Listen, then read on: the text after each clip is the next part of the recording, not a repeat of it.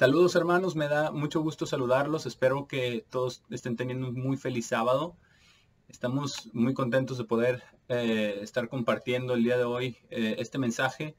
Está titulado Partícipes de la Naturaleza Divina y está basado en lo que dice en 2 de Pedro 1, donde nos habla acerca de lo que es la naturaleza divina o llegar a ser partícipes de la naturaleza divina. Y vamos a estudiar lo que dice ahí y todas estas cosas que habla acerca de esta naturaleza y las cosas que Dios quiere que nosotros hagamos, cosas, instrucciones que nos da a través del apóstol Pedro aquí en 2 de Pedro. Vamos a comenzar ahí, 2 de Pedro, capítulo 1 y versículo 1, porque esta es la introducción muy profunda, muy importante, con muchísimas cosas aquí que entender, incluso antes de llegar a todos estos aspectos de la naturaleza divina que vamos a estar estudiando el día de hoy. En 2 de Pedro 1 dice, Simón Pedro, un siervo y un apóstol de Jesucristo, a aquellos que han obtenido la misma fe preciosa que la nuestra, por la justicia de nuestro Dios y Salvador Jesucristo. Y aquí nos dice que está hablándonos a nosotros. Dice a todos, los que han obtenido esta misma fe preciosa, dice que la nuestra, que la de Él y la de los demás apóstoles, que la de Él y todos aquellos que estuvieron con nuestro Señor Jesucristo, que fueron testigos oculares, y que es esta fe preciosa y es a través de la justicia de nuestro Dios y Salvador Jesucristo. Está dando a entender que Jesucristo es nuestro Dios, es nuestro Salvador, que es solamente a través de su justicia que tenemos esta fe preciosa. Y esto es algo muy, muy importante, porque la fe que nosotros tenemos, la creencia, porque eso es lo que significa fe, significa creer, significa esa creencia, esta fe que nosotros tenemos, es solamente por la justicia de nuestro Dios y Salvador Jesucristo. ¿Por qué? Porque solamente a través de Él, solamente a través de su sangre tenemos acceso a Dios el Padre. Sin la sangre de nuestro Salvador Jesucristo, de nuestro Señor, no podemos tener acceso a Dios el Padre. Y toda la fe está basada precisamente en esto. Es preciosa porque se pagó el precio más alto que se pudo haber pagado por la salvación de cualquier persona. El precio de la vida misma de Dios, porque Él era Dios en la carne. Y después de este saludo de Pedro, dice, gracia y paz sean multiplicadas a ustedes. Y recordemos, hermanos, nos está hablando a nosotros, a los que hemos obtenido esa misma fe preciosa por esa justicia de nuestro Dios y Salvador Jesucristo. Nos está deseando gracia y paz, que sean multiplicadas a nosotros. Y vamos a ver en qué. Que tengamos gracia y que tengamos paz en el conocimiento de Dios y de Jesús nuestro Señor. Y aquí es bien importante cómo lo escribe, porque está hablando acerca de Dios el Padre y de nuestro Señor Jesucristo, de Jesús nuestro Señor. Entonces, que la gracia y la paz sean multiplicadas, que sean realmente, que abunden en nosotros y que sea gracia y paz en ese conocimiento de Dios y de nuestro Señor Jesucristo. Y gracia es este favor, es lo que significa, ¿verdad? Favor significa esta relación con Dios el Padre y con Jesucristo. Eso es lo que significa gracia. Hemos sido objetos de su gracia. Somos nosotros los amados de Dios el Padre y de Jesucristo, quien dio su vida por nosotros. Y que esa gracia y esa paz de ellos, esa paz de que ellos tienen un plan, de que ellos son perfectos, de que ellos están llevando a cabo su obra dentro de nosotros, esa gracia y esa paz que sean multiplicadas a nosotros en el conocimiento de ellos, porque eso es nuestra vida. Ese es el principal propósito de nuestra vida, es aprender a conocerlos, tener una relación con Dios el Padre, con Jesucristo, porque ellos se encargan de lo demás. Ellos se encargan de llevar a nosotros esa obra. Nosotros obviamente tenemos que cooperar, tenemos que hacer nuestra parte, pero esta gracia y esta paz en conocerlos son absolutamente fundamentales. Tener esa gracia, tener esa paz en el conocimiento de ambos, de Dios y de Jesucristo nuestro Señor. Aunque ya en el versículo 1 obviamente también aclaró, para que no quede duda, que Jesús nuestro Señor también es Dios. Dice justicia de nuestro Dios y Salvador Jesucristo. Entonces ambos son Dios, Dios el Padre y Jesús nuestro Señor. Y después en el versículo 3 dice que esta gracia y esta paz sean multiplicadas. ¿De qué manera? Dice, de acuerdo a como su divino poder nos ha dado todas las cosas que pertenecen a la vida y a la piedad. Entonces, a través de su divino poder nos ha dado todas estas cosas. ¿Cómo? Inspirando su palabra. Porque Él inspiró a todos los profetas, a todos los apóstoles, a todos los hombres de Dios, para que escribieran el Antiguo y el Nuevo Testamento. Y a través de ese divino poder nos ha dado todas las cosas que pertenecen a la vida y a la piedad, de las dos cosas primordiales, la vida y la piedad. ¿Por qué? Porque la vida, bueno, sin vida no hay nada, y es lo más importante, al final de cuentas, la vida eterna y la piedad. Porque es esa vida en Dios, y es esa piedad, es ese llegar a ser como Dios, a ser piadosos. Porque la piedad es ser bueno. Eso es lo que significa la piedad. El piadoso es el que es bueno, el que está siendo transformado. Y esta piedad, esta vida y esta piedad es lo que Dios nos ha dado en su palabra. De cómo podemos llegar a conocer a Dios, tener una relación con Dios. Y tiene que ser en esta gracia, en esta paz, en este conocimiento de Dios el Padre y Dios el Hijo, nuestro Señor Jesucristo. Y que sean multiplicadas esta gracia y esta paz de acuerdo a como su divino poder nos ha dado todo esto. Porque ya ha sentado las bases, dice, a través del conocimiento de quien nos llamó por su propia gloria y virtud. Y recordemos que ese es el Padre. ¿Por qué? Nuestro Señor Jesucristo dijo, nadie puede venir a mí a menos que el Padre, quien me envió, lo atraiga. Entonces, quien hace el llamamiento y dice, tenemos que venir al Padre, pero es a través de Cristo. Pero el Padre dice que es quien nos llama. Por eso dice, a través del conocimiento, quien nos llamó por su propia gloria y virtud. Dios el Padre nos ha dado su propia, nos ha llamado por su propia gloria y virtud. Y vamos a ver un poquito más adelante, porque esa es una de las características de esta naturaleza divina, la virtud. Y vamos a estudiar qué es lo que significa la virtud, que va muy, muy de la mano con la piedad. Pero aquí nos dice que nos llamó por su propia gloria y virtud. Por su virtud, por su bondad, por su buena voluntad. Nos llamó. Y también por su gloria.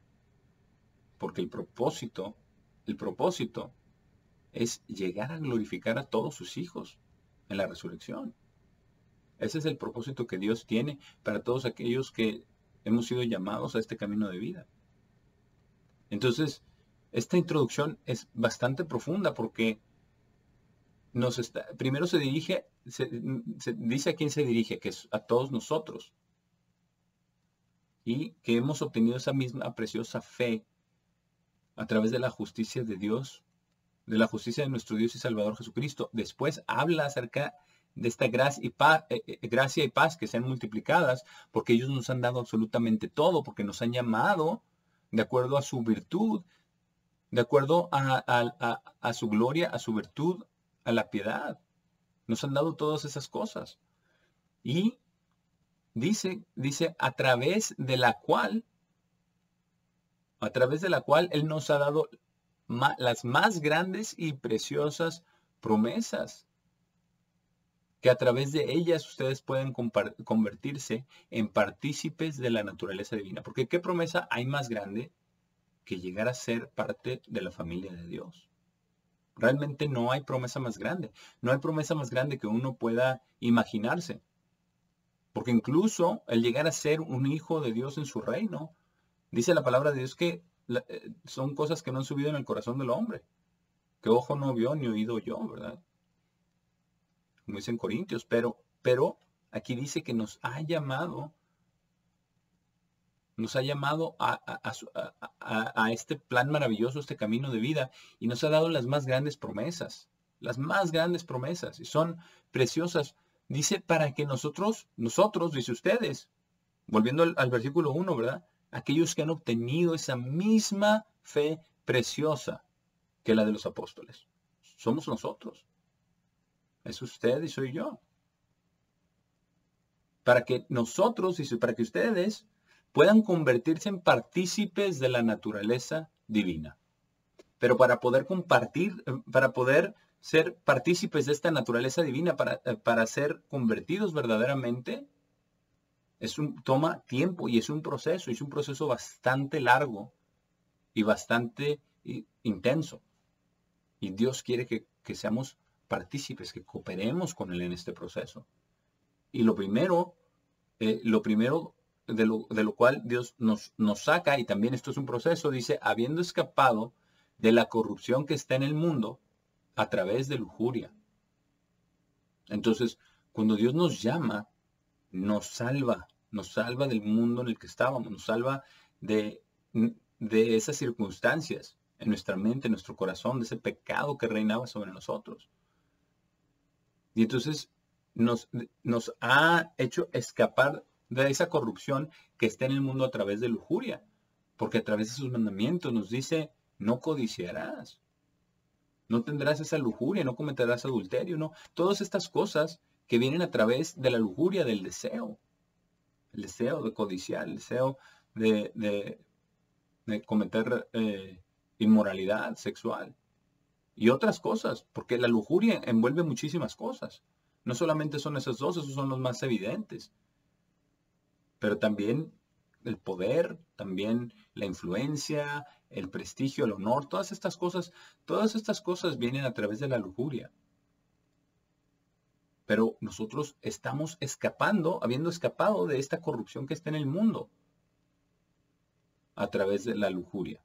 Ahora, el resto del proceso es sacar la lujuria de nosotros, porque ya nos sacó, ¿verdad?, de esta corrupción que está en el mundo. Pero quiere también sacar esta corrupción que está en nosotros, porque esta misma naturaleza que tenemos nosotros, este corazón es malvado y es engañoso. Pero Él quiere que nosotros lleguemos a ser partícipes de la naturaleza divina, que lleguemos a ser como Dios mismo. Y toda esta es la introducción donde nos está exhortando, nos está recordando, primeramente, quiénes son quienes nos han llamado, porque es Dios el Padre y Jesucristo. Y es Dios el Padre a través de la sangre preciosa de su Hijo. ¿A través de qué? A través de esa sangre, esa justicia de nuestro Señor Jesucristo. Nos están recordando también, ¿verdad?, a qué hemos sido llamados, a ser partícipes de esta naturaleza divina. Nos están recordando todo lo que nos han dado, todas las cosas referentes a la vida y a la piedad. Y también nos han recordado las preciosas promesas que Dios ha hecho para nosotros, que tenemos que creer. Y vamos a ver que por ahí empieza todo. Por ahí empieza todo. Y también nos dice que nos han sacado de esto, nos han mostrado lo que nosotros debemos hacer. Y entonces, en el versículo 5, para que podamos, como dijo en el versículo 4, para que podamos convertirnos en partícipes de la naturaleza divina. Es muy interesante que usa la palabra convertirse en partícipes de la naturaleza divina, porque este proceso precisamente se llama conversión. ¿Y qué lleva a esta conversión? ¿O cuál es esta naturaleza divina? Dice, por esta misma razón, por todas estas cosas que ya enlistaron, ¿verdad?, que ya enlistó Pedro en los primeros 4 versículos. Todas estas cosas, el plan, quién es, cómo es, para qué es, cuál es el propósito, las promesas, todo esto. Dice, por esta misma razón, habiendo además aplicado toda diligencia, añadan a su fe virtud. Y vamos a leer todas estas características, pero después vamos a volver atrás y empezar a estudiar estas características, porque estas son realmente las cosas que tenemos que hacer para poder ser partícipes de la naturaleza divina. Entonces nos dicen mucho acerca de este proceso. Dice, añadan a su fe virtud. Y ojo que es con habiendo aplicado toda diligencia. Tenemos que ser diligentes, constantes en el estudio, en la oración, en la meditación y sobre todo en la aplicación de todos estos principios en nuestra vida. Dice, por esta misma razón, habiendo aplicado además toda diligencia, añadan a su fe virtud, y a la virtud conocimiento, y al conocimiento autocontrol, y al autocontrol resistencia, y a la resistencia piedad, y a la piedad amor fraternal, y al amor fraternal el amor de Dios. Dice, porque, el versículo 8, porque si estas cosas, todas estas que acabamos de leer, existen y abundan en ustedes, recordemos, gracia y paz sean multiplicadas, que todas estas cosas, a través de la gracia y la paz de Dios, del conocimiento de Dios y de Jesús, por eso es tan importante el conocimiento de Dios y de Cristo, que todas estas cosas, porque si todas estas cosas existen y abundan en nosotros, no, dice, no les harán estar carentes de esfuerzo ni carentes de fruto en el conocimiento de nuestro Señor Jesucristo. Entonces es algo muy, muy importante, es primordial para que no seamos carentes ni de esfuerzo ni de fruto. Porque si estas cosas, no nos estamos enfocándonos en todas estas cosas, aplicando toda diligencia, vamos a ser carentes o de esfuerzo, o de fruto, o quizás de ambas. ¿Por qué? Porque si no sabemos correctamente, si no tenemos bien claro ese panorama, si no tenemos esos objetivos bien claros de qué es lo que tenemos que estar constantemente viendo y evaluando, nos perdemos. Vamos a tener esta carencia o de fruto, porque quizás tenemos esfuerzo, pero no está bien dirigido. Por eso careceremos entonces de fruto. Ahora, si estamos bien dirigidos, también tenemos que aplicar toda diligencia para no estar carentes de esfuerzo. Porque también podemos poner el esfuerzo en vano. Entonces tenemos que tener esta diligencia de aplicarnos a todas estas cosas. Tenemos que añadir, y esto implica acción por parte de nosotros. Dice, añadan a su fe virtud. Bueno, pero vamos a empezar con la primera que dice aquí Pedro, dice fe. Añadan a su fe virtud. Está asumiendo, obviamente, que ya tenemos esta fe. ¿Cuál fe? Bueno, en el versículo 1 ya lo leímos, pero volvamos atrás por un momento. Es esta misma fe preciosa que la que han tenido los apóstoles. Por eso dice la misma fe preciosa que la nuestra, por la justicia de nuestro Dios y Salvador Jesucristo. Es esta fe preciosa. Es esta fe, esta creencia, no solamente en Dios, sino en el plan de salvación, en su palabra, en su espíritu, en su presencia en nosotros a través de su Santo Espíritu. Todo esto tiene que ver. Es una fe maravillosa, es algo profundísimo. Porque es a través de esa justicia de nuestro Dios y Salvador Jesucristo. Es realmente el creer. Y esto es lo que dijo, cuántas veces nuestro Señor Jesucristo dijo, lo que tienen que hacer es creer. Dice, solo creen, tenemos que creer las palabras de Dios. Y creer significa no solamente, sí, creo, y ya, voy y me olvido. No, creer significa guardarlas en nuestro corazón, meditar en ellas y vivir de acuerdo a estas palabras. Porque eso es lo que dice la palabra de Dios. Esto es lo que nosotros tenemos que estar haciendo. Esto es lo que representa la fe. Es muy importante que nosotros tengamos esto en cuenta, porque esta fe es absolutamente preciosa. Absolutamente preciosa. Y tenemos nosotros también que añadir a esta fe virtud, pero primero tenemos que saber recordar más bien cuál es esta fe. ¿Cuál es esta fe? Vamos al libro de Habacuc. Habacuc capítulo 2 y versículo 4. Porque aquí nos dice algo muy importante acerca de la fe. Y está hablando acerca del malvado. Dice, he aquí aquel cuya alma no es recta se enorgullece, mas el justo por su fe vivirá. Esto es muy, muy importante. Que entendamos que la fe es algo por lo cual tenemos que vivir a través de fe. Porque si creemos en algo, nosotros vamos a vivir a través de esa fe. Si nosotros creemos que lo que está escrito en la palabra de Dios es la verdad, entonces tenemos que vivir por esa fe. Vamos a vivir por esas creencias. Vamos a conducirnos de acuerdo a lo que está escrito, de acuerdo a la palabra de Dios, de acuerdo a esta fe. No solamente la creencia que existe un Dios, porque eso, por ejemplo, la conciencia, ¿verdad?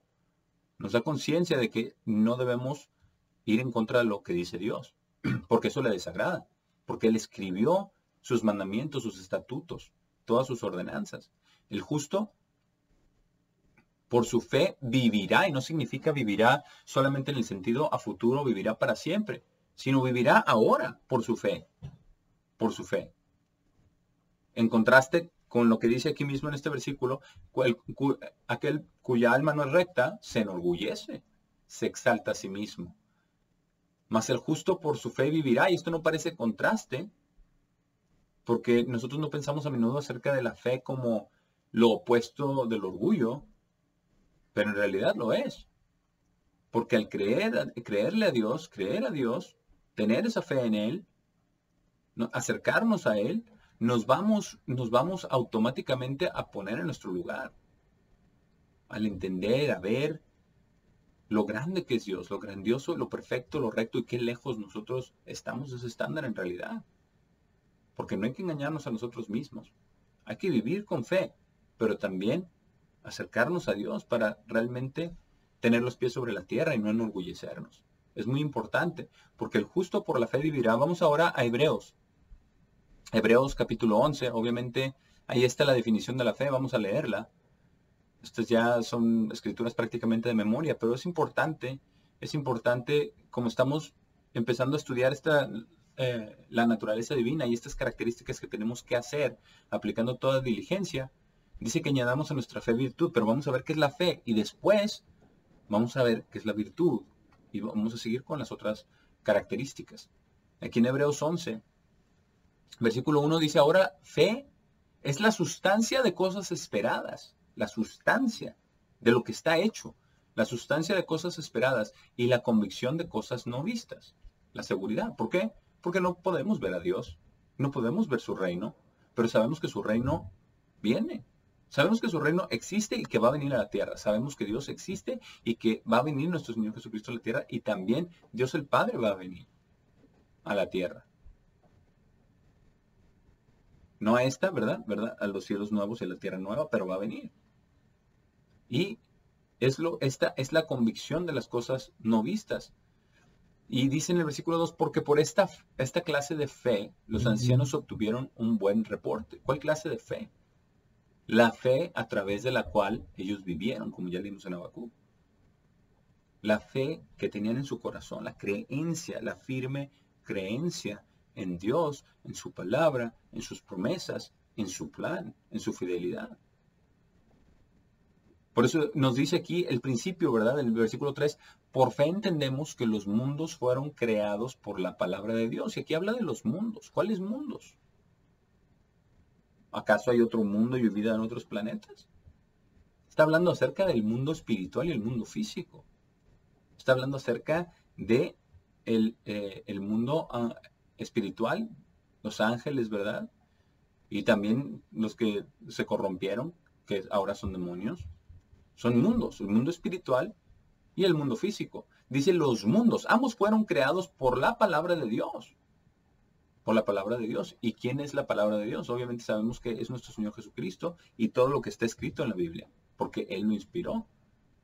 Pero dice, ¿verdad? En el principio era la palabra, Juan 1:1. Y la palabra estaba con Dios y la palabra era Dios. Entonces aquí, los mundos fueron creados por la palabra de Dios. Obviamente Dios el Padre, con quien iba a ser a futuro Jesús, nacer en la carne. Pero entendemos por fe, porque no estábamos ahí, y fue hace muchos años. Y hay personas que tratan de descalificar eso. y de decir que eso no es cierto, que venimos, ¿verdad? Que evolucionamos, que llegamos aquí por casualidad, que el origen fue un Big Bang, muchas cosas de ese tipo. Pero nosotros por fe entendemos que los mundos fueron creados por la palabra de Dios, que ahí empezó todo. Dice, así que las cosas que son vistas fueron hechas de cosas que son invisibles. ¿Por qué? Porque el mundo físico fue creado por seres espirituales, que son como el viento. Por eso dice así que las cosas que son vistas, todo el mundo creado, todo el mundo físico, fueron hechas de cosas que son invisibles. Y es muy importante esto, porque esta fe es por la cual tenemos que vivir. Entonces no es solamente reconocer que existe un Dios, no solamente reconocer que Él creó todo, no solamente el reconocer que Él nos dio vida a nosotros, sino entonces escucharlo, poner atención a su palabra y vivir de acuerdo a ello. Porque el versículo 6 dice, ahora sin fe es imposible agradar a Dios. Sin fe es imposible agradarlo. Dice, porque es obligatorio para aquel que viene a Dios, y eso es lo que estábamos viendo, ¿verdad? En 2 Pedro 1, que nosotros venimos.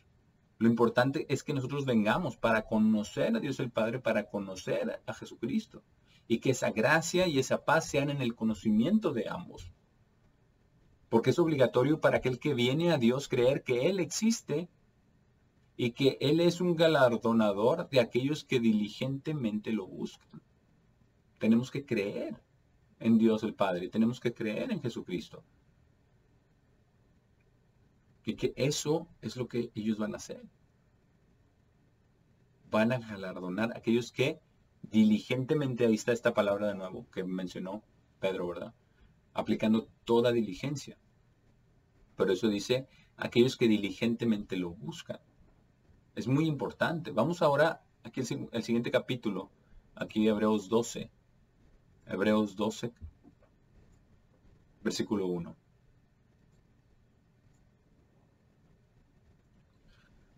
Donde dice, por tanto, dado que estamos rodeados por tan gran multitud de testigos, después de haber obviamente enumerado a todos los hombres de la fe y las mujeres de la fe en la Biblia, dice, dejemos a un lado todo peso y el pecado que tan fácilmente nos atrapa. Ese pecado del que hablaba Pedro, ¿verdad? Del que hemos escapado de esta corrupción a través de lujuria. Pero fácilmente nos atrapa. Y dice, corramos la carrera puesta delante nuestro con resistencia. Dice, teniendo nuestras mentes fijas en Jesús, el iniciador y terminador de nuestra fe.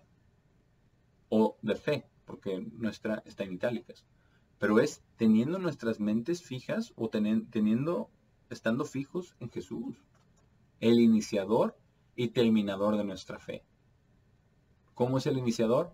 Porque es a través de Él que el Padre nos llama y que venimos al Padre. Él es el iniciador. Y terminador también, porque Él dice que quien cree en Él y hace lo que Dios dice que Él lo resucitará en el día postrero. Él es el que termina esa fe. Porque cuando nosotros seamos resucitados, hermanos, cuando seamos resucitados en la séptima trompeta, ya esa fe ya no va a ser necesitada de igual manera, porque vamos a estar ahí, vamos a estar con Jesucristo, vamos a estar con Dios el Padre, vamos a verlos. Ya no es fe, porque la definición, ¿verdad? Ya la leímos en el capítulo anterior, es convicción de cosas no vistas, de cosas esperadas, pero cuando seamos resucitados, ya no va a ser eso fe. Ya va a ser una realidad. Por eso Él es el iniciador y terminador de nuestra fe, quien por el gozo que tenía delante de Él, resistió la cruz, aunque despreció la vergüenza y se ha sentado a la mano derecha del trono de Dios. Y es muy, muy importante esto, porque tenemos nosotros que recordar que esta fe No es algo que nosotros generamos y que viene de nosotros, que Dios no, sino que Dios nos lo da. Y nosotros tenemos que tener esta fe, pedir esta fe, la fe de Dios para poder tener esa fe y que crezca, ¿verdad? De fe hacia fe, como dice la Biblia. Tenemos que tener nuestra mirada bien fija en Jesús, nuestro ejemplo, cómo vivió, qué hacía Él, qué dejaba, qué no hacía Él. Esto es lo que nosotros tenemos que tener, nuestras mentes fijas en Jesús, porque Él es el iniciador y terminador de nuestra fe, quien dio su vida por nosotros. Volvamos acá a Hechos 11. Hechos 11.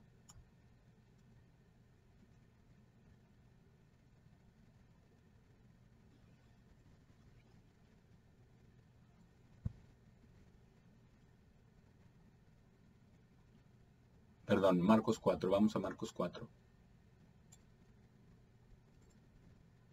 Marcos 4, versículo 38. Ahora, porque vamos aquí a ver dos cosas con respecto a la fe. Dos cosas que destruyen la fe. Dos cosas que pueden interponerse a nuestra fe o disminuir nuestra fe. Porque recordemos que vamos a añadir a la fe virtud. Comienza todo con la fe, comienza todo con la creencia, no solamente en Dios, sino en todo lo que Dios puso en su palabra. Es la creencia a Dios, creerle a todo lo que dijo, no solamente que Él existe, no solamente que es galardonador de los que le buscan, sino también en creer en todo lo que Él nos ha instruido. Pero aquí en Marcos 4, en el versículo 38, bueno, incluso antes, desde el versículo 35, estaba hablando con sus discípulos. Ahora, cuando vino la noche, en el mismo día, Jesús, hablando Jesús, Él les dijo, pasemos al otro lado. Y después de despedir a la multitud, lo llevaron con ellos, ya que él ya estaba en la nave. Y habían muchas otras naves pequeñas con él también. Y surgió una tormenta de viento violenta, y las olas estaban chocando dentro de la nave tan fuertemente que se estaba llenando rápidamente. Ahora, él estaba en la popa durmiendo sobre un cojín, y ellos lo despertaron. Y le dijeron, Maestro, ¿no te importa que estemos muriendo? Y después de ser despertado, él reprendió al viento, y le dijo al mar, Silencio, quieto. Y el viento murió, y hubo una gran calma. Y él les dijo, ¿por qué están tan temerosos? ¿Por qué no tienen fe? Pero ellos tenían miedo y se dijeron los unos a los otros en gran temor. ¿Quién es este que incluso el viento y el mar lo obedecen? Aquí está una de las cosas que destruyen la fe, que impiden la fe. Es el temor. Jesús les dijo, ¿por qué están temerosos? ¿Por qué no tienen fe? Porque cuando tenemos fe, entonces no hay temor. Porque esa fe es confianza también. Es creencia, es confianza. Y Dios quiere que confiemos en Él. Eso es exactamente lo que han hecho todos aquellos que han caminado con Dios, ¿verdad? Eso fue lo que hizo, por ejemplo, José cuando fue echado en el pozo, cuando fue vendido como esclavo. Después fue echado a prisión injustamente. Y así muchos otros que han pasado pruebas, aflicciones, tribulaciones. Todo eso está en Hebreos 11, ¿verdad? Pero ellos vivían por fe, no tenían miedo. Como Sadrach, Mesach, Abednego, no tenían miedo de ser echados al horno de fuego. No tenían miedo, tenían fe.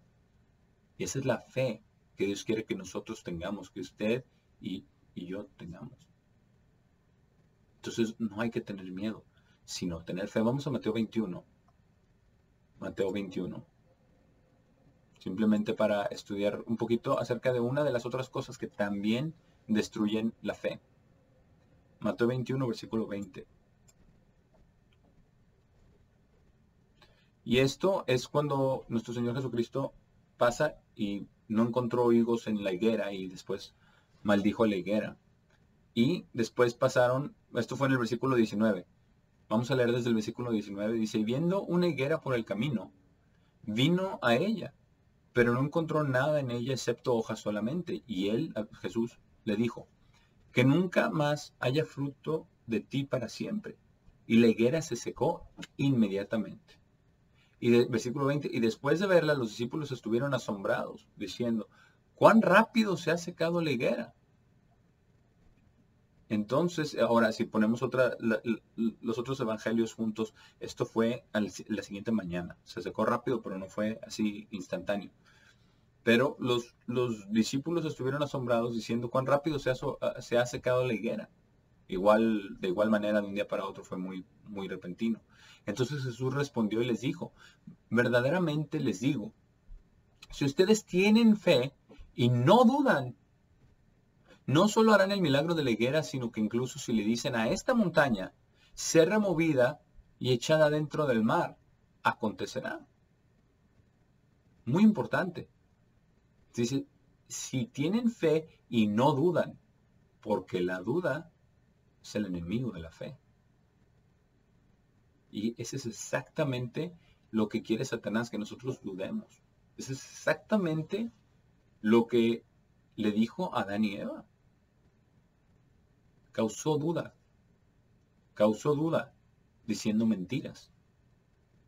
¿Acaso Dios ha dicho que no comas de ningún árbol del fruto con mentiras, verdad? No dijo que de ningún árbol, pero les estaba causando duda. ¿Qué dijo Dios realmente? Y después, otra duda, ¿verdad? No, es que Dios sabe que el día que coman de ese árbol van a ser como Dios. Sus ojos serán abiertos para poder decidir el bien y el mal. Y eran mentiras con verdades, porque sus ojos sí fueron abiertos. Y en ese aspecto de decidir el bien y el mal sí fueron como Dios, pero en todos los demás no. Pero cuánto engaño venía detrás de esa pregunta para causar duda, para hacer esa curiosidad, como decimos, ¿verdad? La curiosidad mató al gato. Pero en realidad, esa duda es un enemigo de la fe. Por eso Jesús les dijo a sus discípulos y nos dice a nosotros también, si nosotros tenemos fe y no dudamos, si creemos. Y eso es lo que Dios quiere que hagamos. Ahora volvamos a 2 de Pedro 1.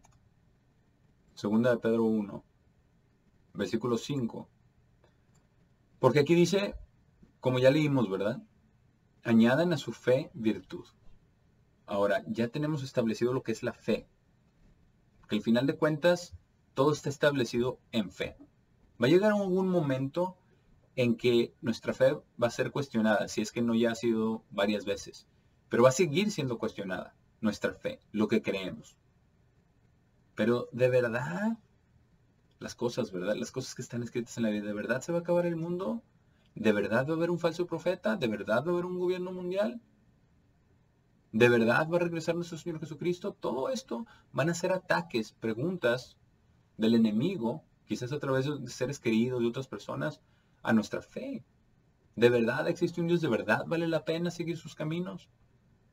Todos estos van a ser ataques. Al final de cuentas, si viene a una persona incrédula y quiere que nosotros le comprobemos que Dios existe y que le comprobemos todas estas cosas, que la palabra de Dios es la verdad y es que la Biblia es su palabra verdaderamente, al final de cuentas hay un elemento de fe.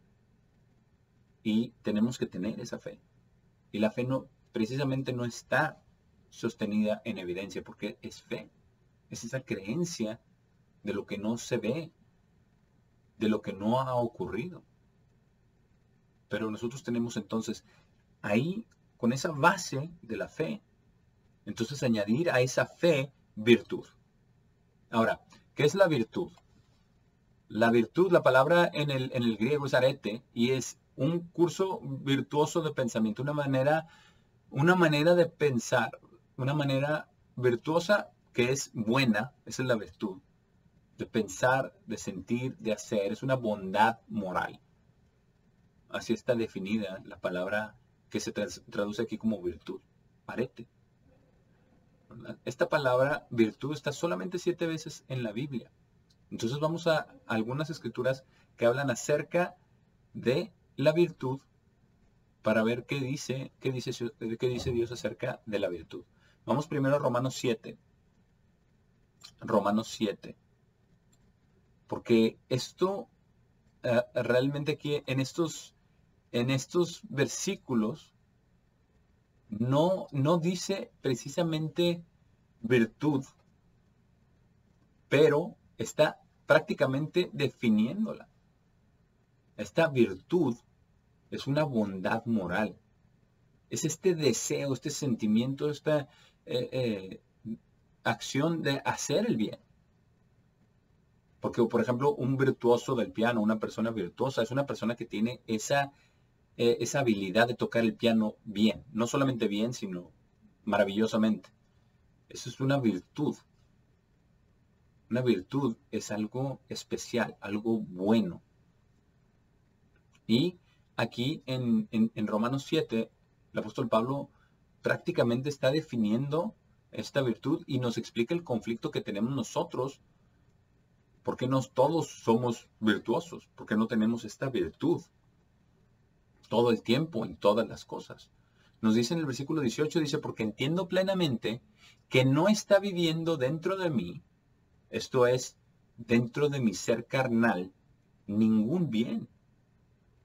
Porque el deseo de hacer el bien, ahí está, esa es la virtud. Ese deseo de hacer el bien está presente dentro de mí. Pero ¿cómo ejercitar eso, lo cual es bueno? No encuentro. Es ese deseo, esa es la virtud, ese deseo de hacer el bien. Está presente dentro de nosotros. Está presente de todos aquellos que buscamos a Dios, que hemos hecho un compromiso con Dios, un pacto con Dios en el bautismo. Tenemos este deseo de hacer el bien. Está presente dentro de nosotros, pero ¿cómo ejercitar eso lo cual es bueno? Dice, no encuentro. Y todos tenemos este mismo problema. Mismo problema. No lo hacemos. Y dice después, porque el bien que deseo hacer no estoy haciendo, sino el mal que no deseo hacer, eso estoy haciendo. Pero tiene esta virtud, tiene este deseo de hacer el bien. Y la virtud no solamente es el deseo, sino hacerlo, pero es el principio de eso. En el versículo 21 dice, consecuentemente, encuentro esta ley en mis miembros, que cuando deseo hacer el bien, cuando estoy buscando esa virtud, dice, el mal está presente conmigo, el mal. Porque me deleito en la ley de Dios de acuerdo al hombre interior. Está diciendo que dentro tiene virtud. Dice, pero veo otra ley dentro de mis propios miembros, en guerra contra la ley de mi mente. Es la ley del cuerpo contra la ley de la mente. Dice, llevándome cautivo a la ley del pecado que está dentro de mis propios miembros. Y es algo bien difícil, es como que no nos pudiéramos zafar de esto. Como que estamos atados. Y dice, oh, qué hombre miserable soy. ¿Quién me salvará del cuerpo de esta muerte? Y cuando somos sinceros con nosotros mismos y Dios nos abre los ojos para ver realmente nuestros errores, nuestras fallas, las cosas que tenemos que cambiar, es bien difícil ver esto, pero es la realidad. De que somos miserables. Pero dice, Dios, doy gracias a Dios por su salvación a través de nuestro Señor Jesucristo. Por causa de esto, por un lado, yo mismo sirvo a la ley de Dios con mi mente. Es ese deseo de hacer el bien, esa virtud, ese pensamiento, ese sentimiento, esa bondad moral. Dice, pero por otro lado, con la carne, sirvo a la ley del pecado. Que no está haciendo lo que quiere, sino lo que no quiere, eso hace. Pero ese pensamiento, ese deseo de hacer lo bueno, y no solamente el deseo, sino también hacerlo, esa es la virtud. Vamos a Proverbios 12. Proverbios 12 y versículo 4, donde nos habla nos da un poquito más de explicación acerca de la virtud, porque estamos hablando de ser partícipes de la naturaleza divina. Dice que añadamos a nuestra fe virtud. Pero ¿cuál es la virtud? Y es esta bondad moral, deseo de hacer el bien. Bondad moral significa estándares, ¿verdad? Significa esta moralidad correcta de acuerdo a la palabra de Dios. En el versículo 4 de Proverbios 12 dice, una mujer de virtud es una corona a su esposo, pero aquella a quien causa vergüenza es como podredumbre en sus huesos. Entonces podemos ver el contraste entre lo que es la virtud y lo opuesto, que es causar vergüenza. La mujer de virtud es la que hace cosas buenas por su esposo, y no solamente por su esposo, sino ella misma, que se conduce correctamente, se conduce con esta virtud, con esta bondad moral, actúa de esta manera. Y dice, aquella quien causa vergüenza, quien le falta el respeto, quien no hace las cosas que agradan al esposo, quien no está haciendo las cosas rectamente, conforme a lo que dice la palabra de Dios. Causa vergüenza, y es lo opuesto de ser una mujer de virtud, que es corona a su esposo. Ahora vamos a Proverbios 31, porque también aquí en Proverbios habla acerca precisamente de la mujer virtuosa en Proverbios 31. En el versículo 10 dice, ¿quién puede encontrar una mujer virtuosa? Porque su valor está muy por encima de rubíes. ¿Por qué? Aquí vamos a ver algunas de estas características de la virtud. Dice, el corazón de su esposo confía seguramente en ella. ¿Por qué? Porque esta mujer tiene el deseo de hacer el bien y hace el bien, hace lo que dice la palabra de Dios, esta bondad moral que dice no cometerás adulterio. Entonces el esposo confía plenamente en ella. Confía plenamente en ella. Y no solamente en eso, sino en todas las otras cosas, que también la esposa es diligente. Dice así que él no tendrá carencia de ganancia. ¿Por qué? Porque sabe que no está malgastando su tiempo, que está haciendo cosas importantes, que está haciendo cosas necesarias. Esta virtud es hacer el bien, es la bondad moral, el deseo de hacer el bien. Entonces tenemos que añadir a esta fe este deseo de hacer el bien. Aquí da otras características más. Dice, ella le hará bien. ¿Por qué? Porque eso es lo que significa la virtud, hacer el bien. Ella le hará bien y no mal todos los días de su vida. Y habla acerca de otras cosas. Dice, ella busca lana y lino y trabaja voluntariamente con sus manos. ¿Por qué? Porque es bueno trabajar. Es bueno hacer buen uso de nuestro tiempo. Dice, ella es como los barcos de mercaderes, trae su comida desde lejos.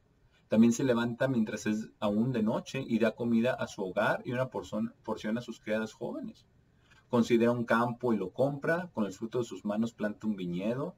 Y puede usted leer el resto de este capítulo, que realmente está definiendo a la mujer virtuosa en todas las cosas. Es una mujer industriosa, es una mujer temerosa de Dios, es una mujer trabajadora, es una mujer que honra a su esposo, que tiene, que cuida de los suyos, que tiene sabiduría, que es diligente. Todo esto es parte de la virtud, de mujer virtuosa, porque es la mujer que hace bien en todas estas áreas de su vida.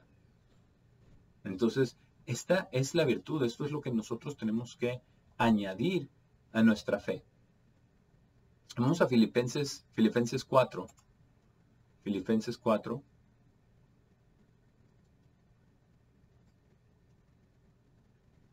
El versículo 8 dice, finalmente, hermanos, todo lo que es verdadero, todo lo que es honorable, todo lo que es justo, todo lo que es puro, todo lo que es amoroso, todo lo que es buen reporte, si hay alguna virtud y si hay alguna alabanza, piensen en estas cosas. Esto nos dice realmente lo que es la virtud. Nos dice si hay alguna virtud. Todas estas cosas son virtuosas. Todas estas cosas producen alabanza. Lo verdadero, lo honorable, lo justo, lo puro, lo amoroso, lo de buen reporte. Todas estas cosas están envueltas en la virtud. Es realmente esa bondad moral, ese deseo, más que todo es ese deseo de hacer todas estas cosas. Esa es la virtud. Y vamos a ver entonces qué dice lo siguiente en 2 de Pedro 1, porque dice, añadan a su fe virtud. ¿Por qué es importante que añadamos a nuestra fe virtud? Porque la fe es el principio y es la base y es la creencia que nos mueve a obedecer a Dios. Pero esa fe, el obedecer a Dios nos va a llevar a esa virtud, nos va a llevar a querer hacer el bien. Porque entre más hacemos el bien, entre más lo deseamos y lo buscamos hacer de buen corazón, de tener esa bondad moral, de querer hacer lo recto.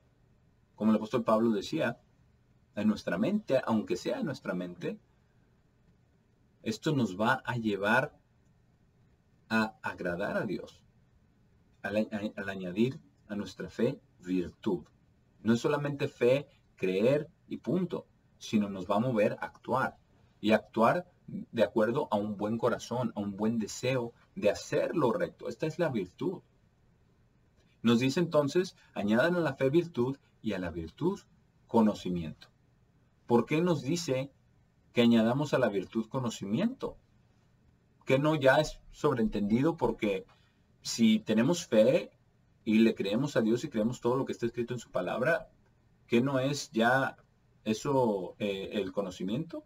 Pues sí es el conocimiento, pero ¿qué sucede? Muchas veces en el cristianismo, en general, en el cristianismo tradicional, hay mucha gente que tiene mucha fe, mucha fe. Le creen a Dios, creen en su palabra y tienen virtud, tienen el deseo de hacer el bien.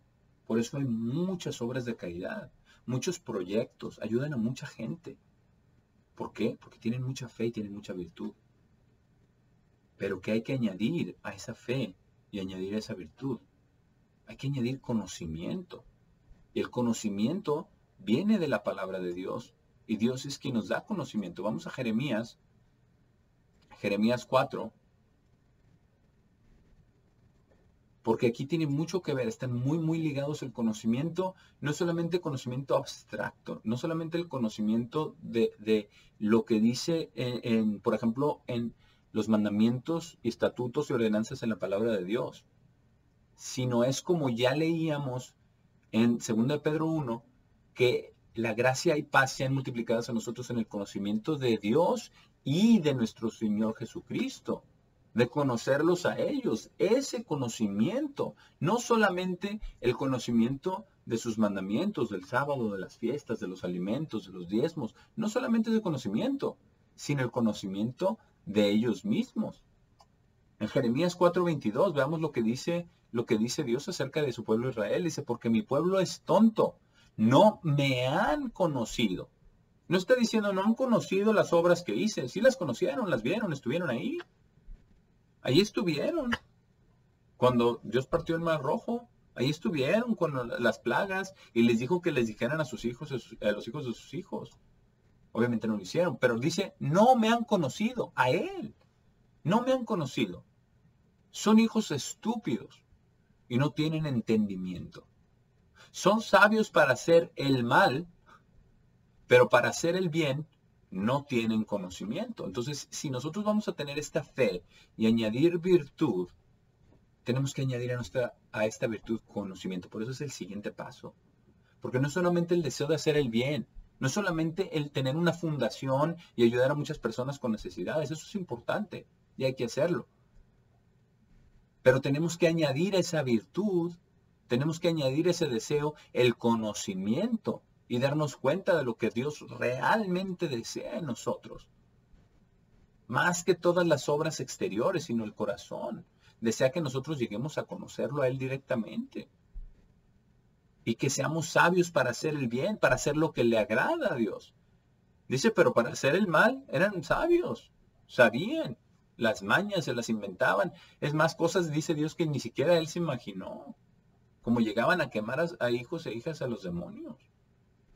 Pero dice, para hacer el mal son sabios, pero para hacer el bien no tienen conocimiento. Y eso es lo que sucedió. Pero Dios es un Dios de conocimiento. Vamos ahora a 1 Samuel, donde dice precisamente esto, en 1 Samuel.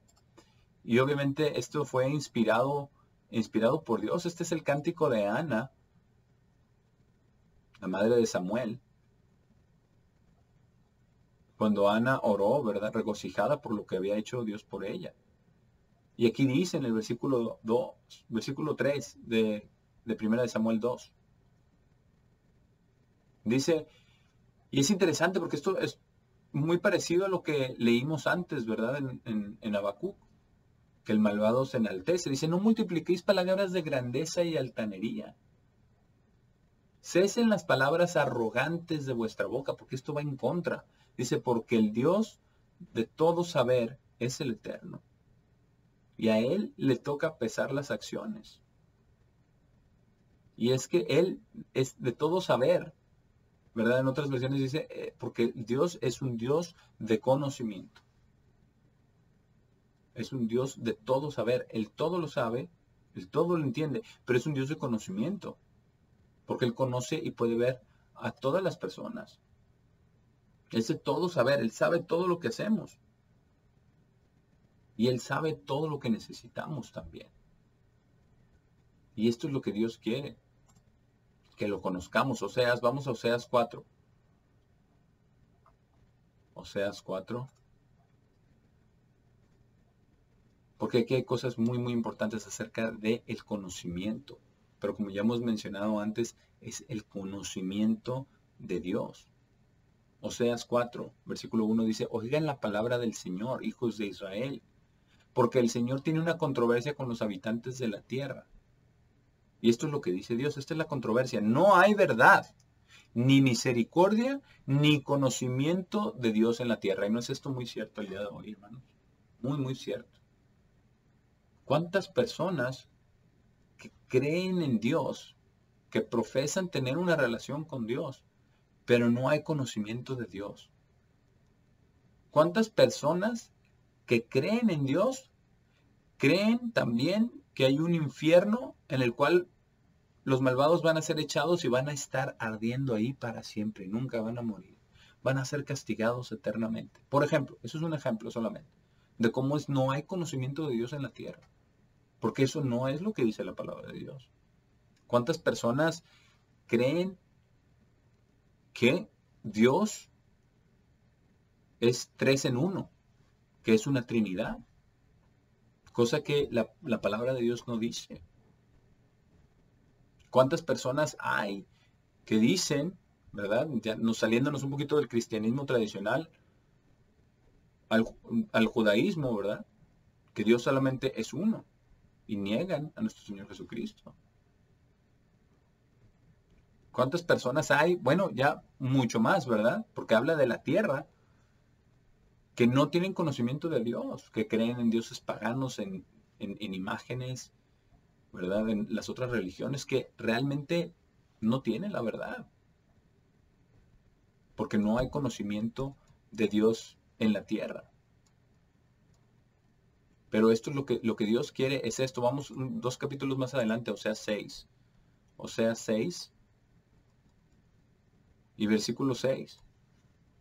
Y esto es lo que dice Dios. Porque deseo misericordia y no sacrificio, y el conocimiento de Dios más que ofrendas quemadas. Esto es lo que Dios quiere, el conocimiento de Dios. Es lo que desea es misericordia. Él desea que nosotros tengamos fe en Él, que creamos en su palabra, que tengamos este deseo de hacer el bien, esta virtud, pero también que añadamos a ello conocimiento. El conocimiento verdadero del Eterno, el conocimiento verdadero del Señor. Esto es lo que Dios quiere. Dios no quiere que nos quedemos en ignorancia. Dios no quiere que seamos ignorantes, sino que lo conozcamos, no solamente sus estatutos, sino a Él mismo. Porque sus estatutos y sus mandamientos definen el carácter mismo de Dios. Y eso es lo que Dios quiere. Esto es lo que Dios dice. Vamos a Jeremías 9. Jeremías 9. Y versículo 24. Porque esto es lo que Dios verdaderamente quiere. Con respecto al conocimiento, podemos hablar muchísimo del conocimiento. Y hay muchísimo en la palabra de Dios acerca del conocimiento. Del conocimiento de muchísimas cosas. Pero todo se resume al final de cuentas en el conocimiento de Dios. Es importante estudiarlo todo. Es importante tener este conocimiento. Pero este conocimiento tiene que venir de Dios. Que Él se dé a conocer a nosotros. Que nosotros lo busquemos.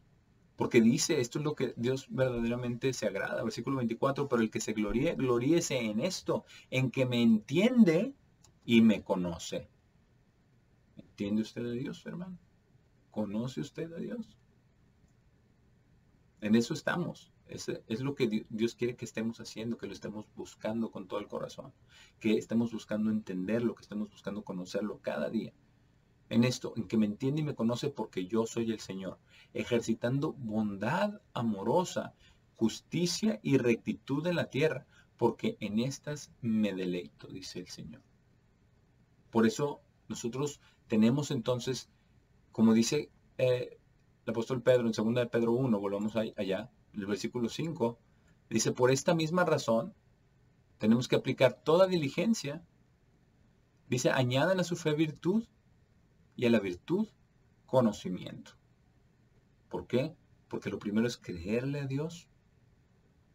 Después es tener esta virtud, esta buena voluntad, este deseo de hacer el bien. Pero aquí es donde empieza a haber esa separación entre los hijos de Dios, los que conocen a Dios, los que tienen un pacto verdaderamente con Dios, y aquellos que no. Aquellos que añaden a esta virtud, que todas aquellas personas que creen en un Dios, o que quieren hacer lo bueno, y que tienen fe,